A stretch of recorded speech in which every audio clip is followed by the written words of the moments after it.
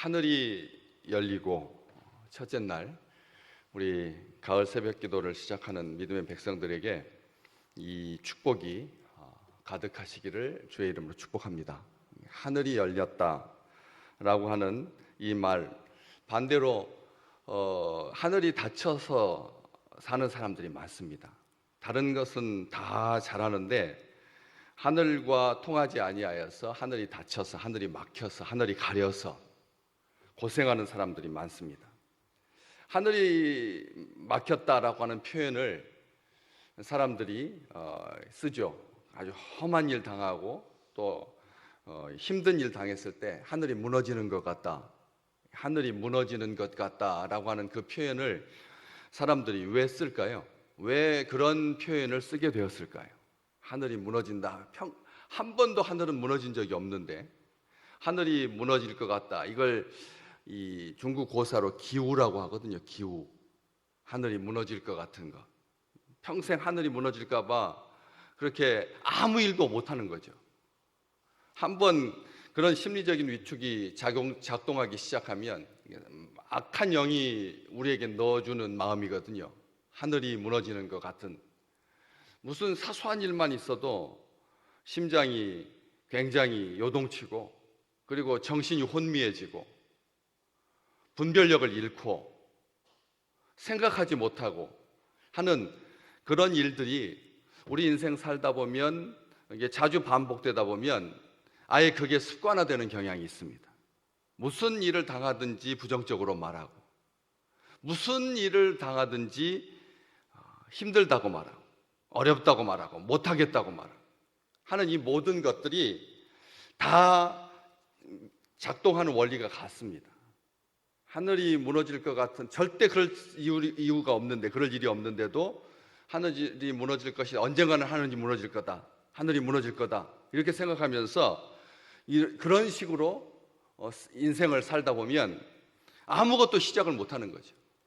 제가 자주 말씀드렸지만 군대 갔다 오면 남자들이, 대한민국의 남자들이 군대 갔다 오면 그때부터 뭘 하고 군대 갔다 오면, 또 군대 갔다 오면 결혼한 다음에 뭐 하고 결혼한 다음에는 아이 낳은 다음에 뭐 하고 다 그런 식으로 모든 것들을 생각하기 쉽다는 것입니다.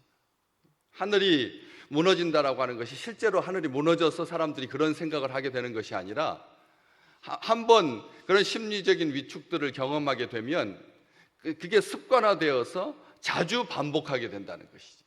매사에 부정적으로 생각하게 되고 부정적으로 행동하게 되는, 이게 하늘이 가리고 하늘이 막히고 하늘이 닫힌 그런 표현인데, 그렇다면 반대로 하늘이 열리는 것은 무조건 좋은 건가냐?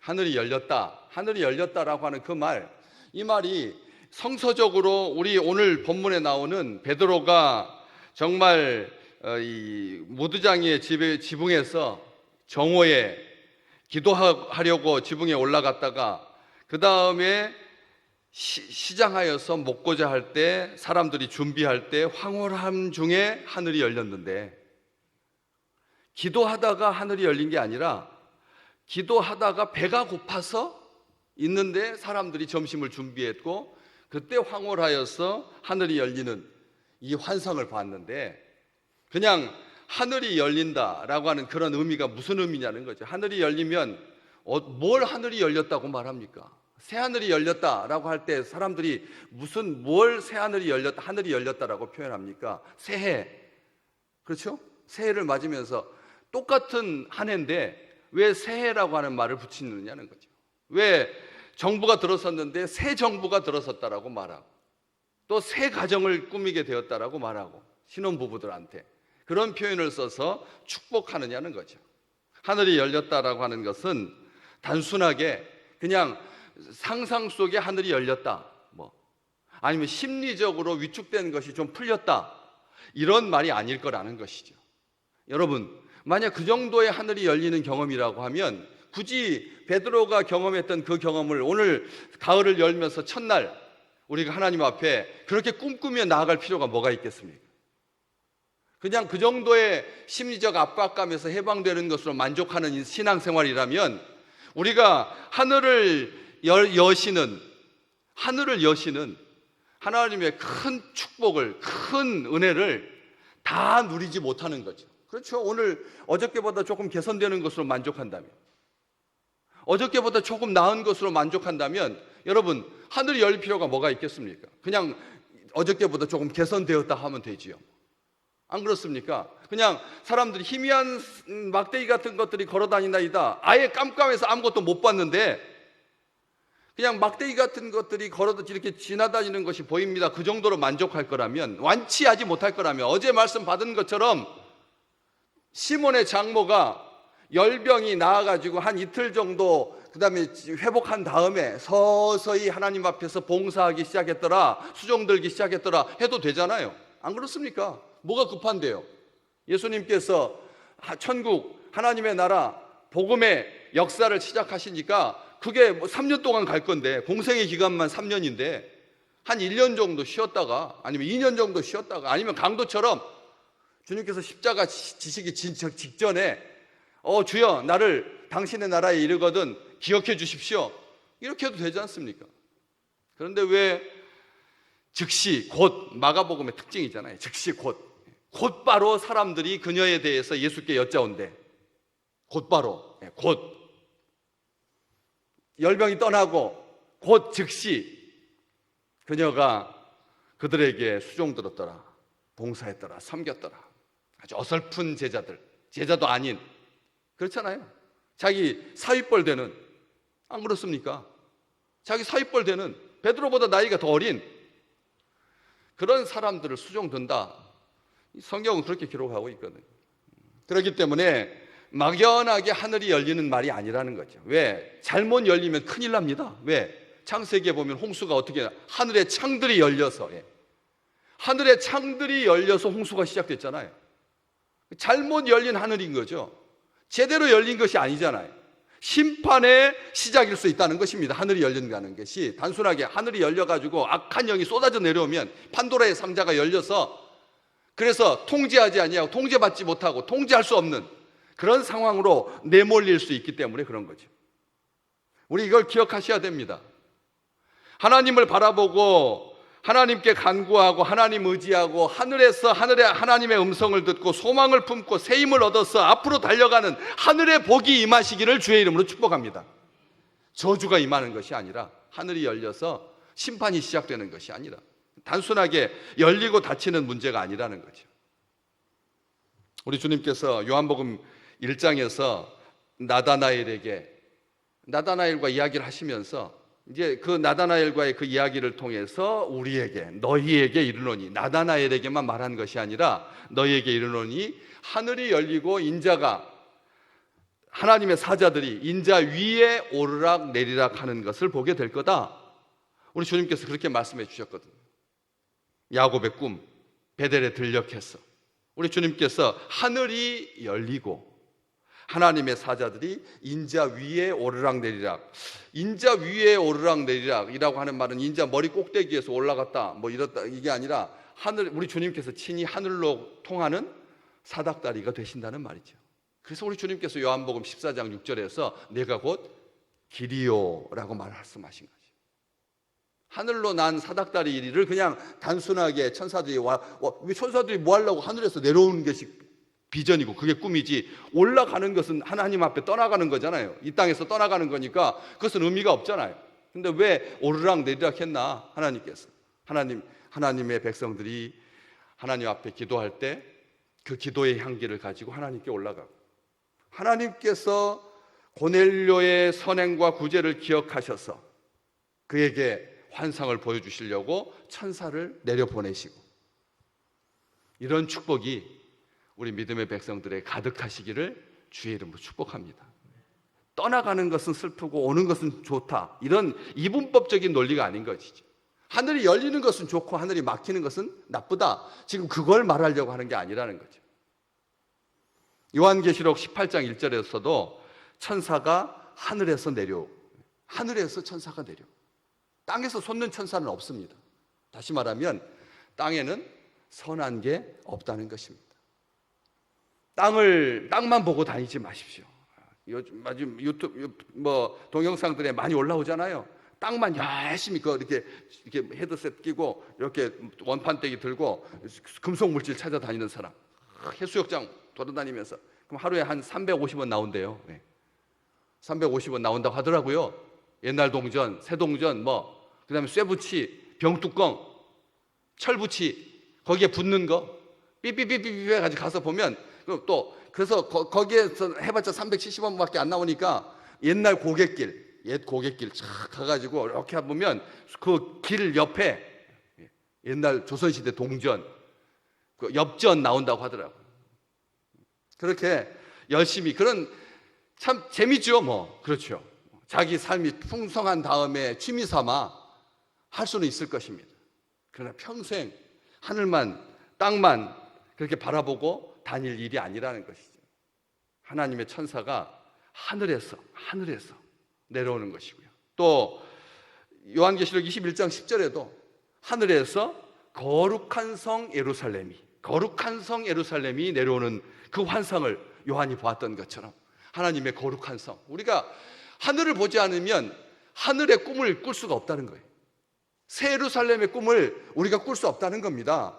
하나님 나라의 꿈을 꾸셔야죠. 이왕 개꿈 꿔서 되겠습니까? 맨날 꿈꾸는 것이 막 이상한 꿈, 사람들에게 막 발목 잡히는 꿈, 소리 지르는 꿈, 억울한 꿈, 막 쫓기는 꿈. 많은 사람들이 그런 꿈을 아주 일상적으로 꾸더라고요. 여러분, 그런 꿈 꾸지 마시기를 주의 이름으로 축복합니다.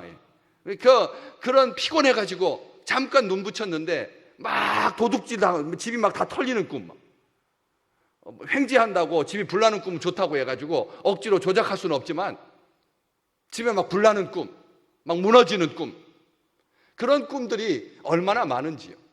그렇기 때문에 거룩한 성 예루살렘이 내려오는, 하늘이 열리고, 그리고 특별하게 사도 바울이 다메섹으로 자기 의에 가득 차서 예수 믿는 사람들을 척결하리라 하고 가던 길에 호련히 하늘로부터 빛이, 하나님의 음성이 임했던 것처럼 오늘 가을을 여는 이 새벽 기도에 온 믿음의 귀한 백성들, 영상으로 함께 참여한 모든 식구들이 천국 문이 활짝 열리시기를 주의 이름으로 축복합니다.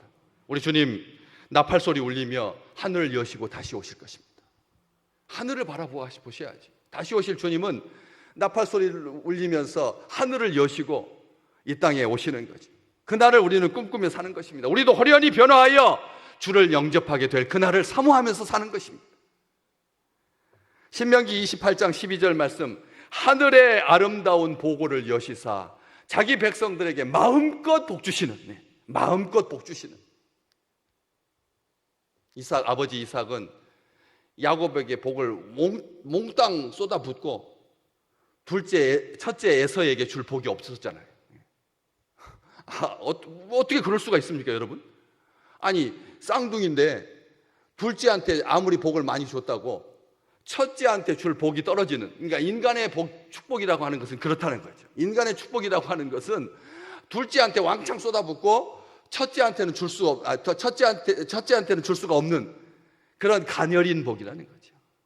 부모가 자녀들을 위해서 축복하는 것은 굉장히 아름다운 일인데, 성경에서 보니까 이삭은 자기가 누렸던 그 복을 마음껏 야곱에게 주고는 이삭에게는 주지 못했잖아요.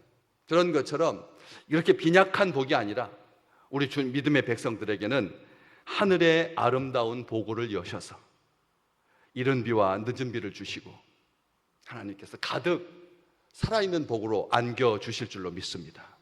이게 하늘을 여시는 하나님의 깊은 뜻이죠. 또 더 나아가서 하늘을 열었다는 말은 기도의 문이 열렸다는 뜻입니다. 기도의 응답을 받는, 기도의 문이 열려서 기도의 응답을 받는, 우리 주님께서 요한복음 10장에서 내가 문이니 누구든지 나로 말미암아 들어가면 구원을 얻고 또는 들어가며 나오며 꼴을 얻으리라. 들어가도 복을 받고 나가도 복 받으시기를 주의 이름으로 축복합니다.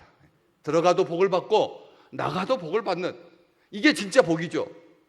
나갈 때만 복을 받고 들어오면 복을 못 받는다.